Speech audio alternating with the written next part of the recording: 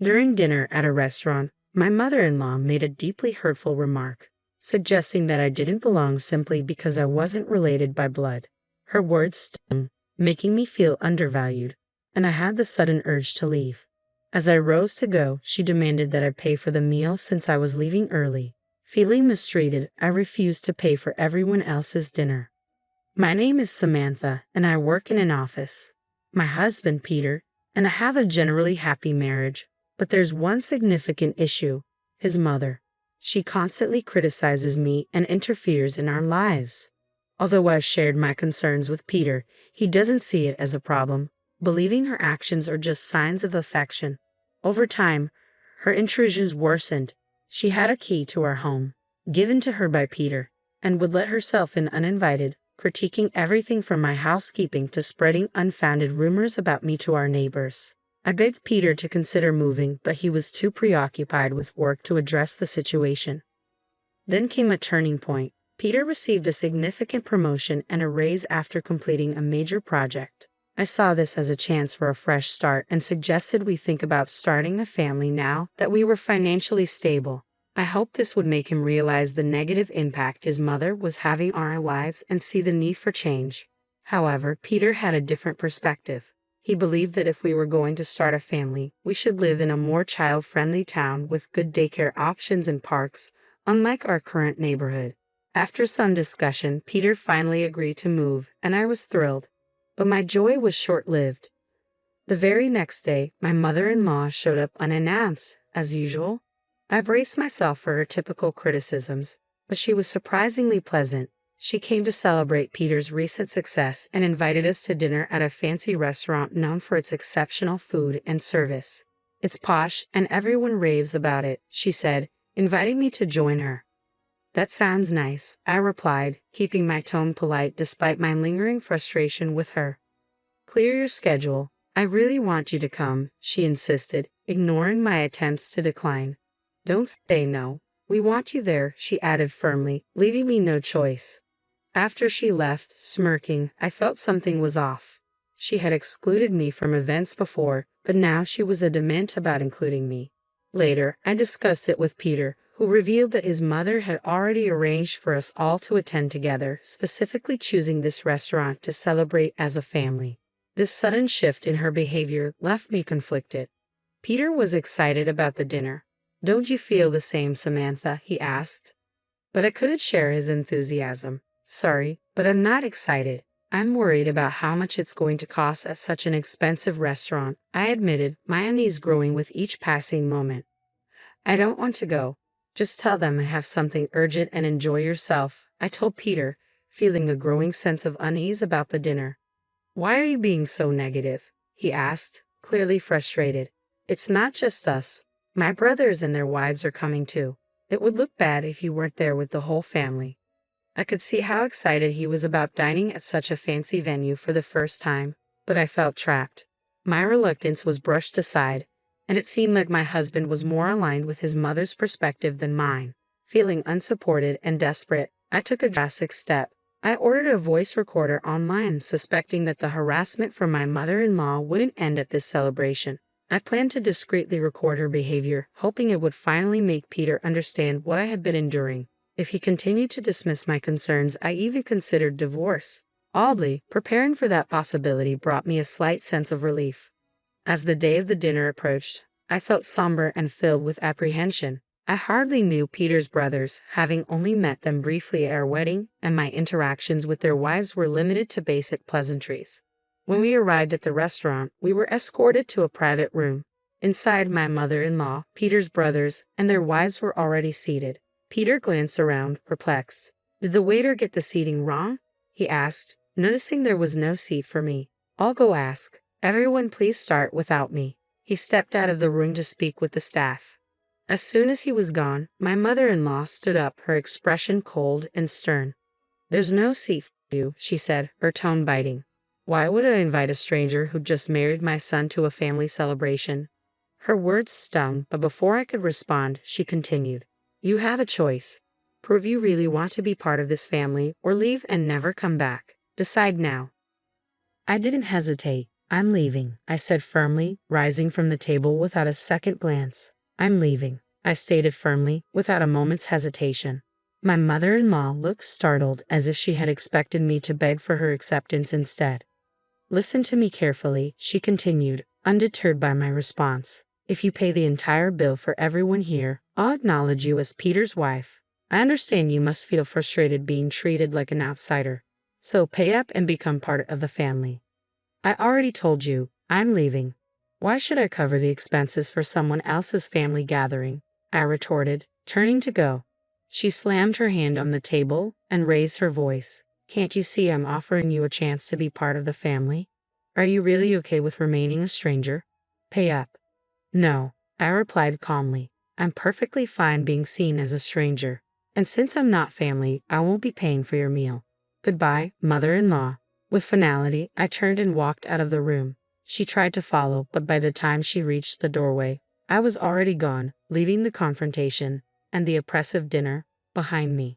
By the time I reached the exit of the restaurant, I was determined to go straight home and send Peter an email explaining the entire ordeal. To my surprise, he arrived home just 15 minutes after I did. He explained that the waiter had confirmed there was no mistake with the reservation. My mother-in-law had deliberately caused the scene. It turned out that my decision to stand up for myself had a ripple effect. The wives of Peter's brothers had witnessed the incident, and their perspective on the family dynamics shifted dramatically. The wives who had silently endured similar mistreatment from my mother-in-law found strength in my actions. Emboldened by my stand, they too decided to leave the restaurant, making a decisive statement of solidarity. Their husbands, the eldest and third sons, quickly followed them out. I braced myself for the inevitable backlash, and sure enough, within 4 hours, my phone began ringing nonstop. It became so incessant that I eventually blocked her number, but one call slipped through from an unknown number. Hello, sorry for calling so late. Is this Samantha's mobile phone? The man on the line introduced himself as a police officer from a nearby station. He explained that after everyone had left the restaurant, my mother-in-law had stayed behind, trying to continue eating. Shockingly, she attempted to charge the bill to me. However, the restaurant staff, already displeased with her earlier behavior, denied her request. They believed I had no intention of returning to settle the bill, especially after leaving upset. Finding herself in a bind, my mother-in-law was advised to pay by card. But she had neither a card nor enough cash to cover the expenses for everyone's meals. Desperate, she tried to reach out to other family members for help, but none responded to her calls. Frustrated and enraged, her anger escalated, and she began breaking expensive vases and flower pots inside the restaurant. The disruption prompted the staff to call the police. When the officers arrived, they managed to calm her somewhat, but she remained defiant, refusing to take responsibility for the chaos she had caused. With the restaurant yet to be compensated, the staff requested the police to escort her home. Feeling the sense of duty, despite having ignored the earlier calls, my husband and I reluctantly returned to the restaurant to address the situation. Upon arrival, we found the police still attempting to pacify my mother-in-law. The moment she saw me, she glared and shouted, "You're useless. This mess happened because you didn't pay the bill. Isn't it only natural to help your mother? Pay up now." Her nearly threatening tone, especially in front of law enforcement, took me aback. The officers had made it clear that if no one took responsibility, they would have to either escort her to a family member's home or arrest her for attempting to leave without paying the bill. Exasperated and determined to end the drama, I responded firmly, "Please take her away. Arrest her or do whatever you need to do, but make her take responsibility." My mother-in-law looked stunned by my assertiveness. "How could you say something so heartless? I can't believe it. Just pay the bill. It's bad luck to have a family member arrested," she pleaded. But my resolve was unshaken. "I don't care. I'm not family, and I don't want to be associated with someone who's acting irrationally and causing a disturbance," I replied. With that, I turned to leave the restaurant, determined to let the police handle the situation. All I wanted was to distance myself from the chaos and ensure my mother-in-law faced the consequences of her actions. Just as I was about to walk out, my husband, who had been silent until now, suddenly spoke up. "I understand what happened was awful for Samantha, but is it really serious enough to warrant an arrest?" he asked, coming to his mother's defense. "You're missing the point. I shot back. She's in trouble with the police because she tried to leave without paying and caused a scene. It has nothing to do with me. Or are you suggesting I should be responsible for paying for 7 people's meals when I didn't even eat? My husband fell silent, then walked past me towards the police and the restaurant staff. Anticipating his next move, I called out, "If you're going to pay for her meal and compensate them, we're getting divorced. Think about that." He didn't respond to my ultimatum. Instead, he quietly took out his wallet. Feeling hurt and betrayed, I left the restaurant, walking back home alone. Once home, I began packing my essential belongings, my decision to leave solidifying with every item I placed in my bag. Just before midnight, my husband returned. "Mom's not getting arrested," he sighed, clearly exhausted. She was in the wrong, but the restaurant said they'd forgive her if I compensated them and promised she wouldn't come back. I didn't have enough money, so I called my brothers to help. "I'm so tired," he went on, recounting the night's events, his frustration growing as he noticed my silence. Finally, he saw the packed bags. "What's with these bags?" he asked, confusion evident on his face. "I'm getting ready to leave," I replied, my voice steady. "We're getting divorced." His face fell as the weight of my words hit him, and I knew the rift his actions had caused was too deep to repair. "I told you that if you sided with her, we get divorced. You can't say you didn't hear me," I declared, my voice steady and resolute. My husband's face showed pure shock, his eyes wide with astonishment before his expression shifted, and he began raising his voice.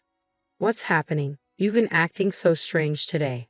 I understand that Mom did something terrible, but why does this have to lead to divorce?" he exclaimed. "I've told you countless times that I'm being mistreated," I countered, frustration seeping into my tone. "Even with all the evidence and others backing me up, you still chose your almost arrested mother over me. Isn't it reasonable that I want to divorce someone who behaves like that? I've had enough." He continued to protest, but I barely listened. My mind was already focused on leaving the house and taking the necessary steps for a divorce. The very next morning, I went straight to get the divorce papers. When I handed them over to my husband, he made a dramatic show, lamenting how he didn't want a divorce. However, the moment I mentioned involving a lawyer, his reluctance disappeared, and he signed the papers. I sent them off immediately, marking the official end of our marriage. Finally, I felt a profound sense of freedom, reclaiming my independence. Soon after, my now ex-husband moved out and went to live with his parents. It turned out he had relied heavily on me for household chores, and without me, he struggled to manage on his own. The apartment quickly fell into disarray, and disliking the mess, he ended the lease and returned to his parents' home. A similar fate befell his eldest and third brothers. On the day my husband called them to help with the financial compensation at the restaurant, both encountered conflicts with their wives. Their wives have refused to pay for a debacle caused entirely by their mother-in-law. These tensions exposed deeper issues in their marriages, revealing a pattern of behavior far beyond my situation. However, both brothers chose to dip into their savings to help their mother without consulting their wives. This financial decision sparked heated disputes and strained their marriages, leading to serious talks of divorce. Ultimately, both brothers moved back to their parents' home, joining my ex-husband and mother-in-law.